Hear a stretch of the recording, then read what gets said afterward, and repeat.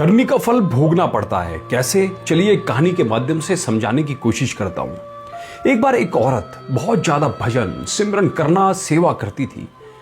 किसी को कभी गलत ना बोलना, सबसे प्रेम से मिलकर रहना उसकी आदत बन चुकी थी। वो सिर्फ एक चीज से दुखी थी कि उसका पति उसको रोज किसी न किसी बात पर लड़ाई झगड़ा करता ही रहता था और मारता भी था। एक बार उस आदमी ने उसे इतना मारा कि उसकी हड्डी पसलियां टूट गई। लेकिन उस आदमी का रोज का काम था झगड़ा करना, उसको मारना। उस औरत ने अपने गुरुदेव से निवेदन किया कि मेरे कौन सी कर्मों की ये भूल हो गई है मुझसे। मैं सत्संग भी जाती हूँ, सेवा भी बहुत करती हूँ, प्रभु का सिमरन भी आपके बताए अनुसार करती हूँ, लेकिन मेरा आदमी मुझे रोज मारता है, मैं क्या करूं? गुरुजी ने कहा, क्या वो तुझे रोटी देता है? औरत ने कहा, हाँ जी देता है। गुरुजी ने कहा, फिर ठीक है, कोई बात नहीं। उस औरत ने सोचा अब शायद गुरु की कोई दया हो जाए और वो उसको मारना पीटना छोड़ देगा, लेकिन ऐसा कुछ नहीं हुआ। उसकी तो आदत बन चुकी थी रोज अपनी घरवाली की पिटाई करना। कुछ दिन और निकल गए। उसने फिर गुरुजी से कहा कि मेरा आदमी मुझे रोज पीटता है, मेरा कसूर क्या है? गुरुजी ने फिर कहा, क्या वो तुम्हें रोटी देता है? उस औरत ने कहा, हाँ जी देता है। तो गुरुजी ने कहा, फिर ठीक है, तुम अपने घर जाओ। वह औरत बहुत निराश हुई कि गुरुजी ने कहा ठीक है।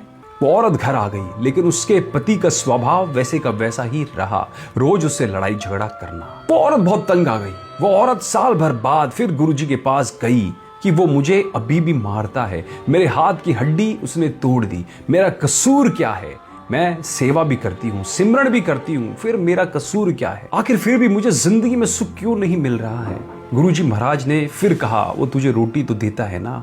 उसने कहा, हाँ जी देता है। गुरुजी ने कहा, फिर ठीक है। इस बार वह औरत जोर जोर से रोने लगी और बोले कि गुरुजी मुझे मेरा कसूर तो बता दो, मैंने कभी किसी के साथ बुरा नहीं किया, फिर मेरे साथ ऐसा क्यों हो रहा है? गुरुजी कुछ देर शांत हुए और फिर बोले, तेरे घरवाला पिछले जन्म में तेरा बेटा था, तू उसकी सौतेली माँ थी, तू रोज उसे सुबह शाम मारती रहती थी और उसको कई कई दिनों तक भूखा रखती थी। शुक्र मना कि वो इस जन्म में तुझे रोटी तो दे रहा है।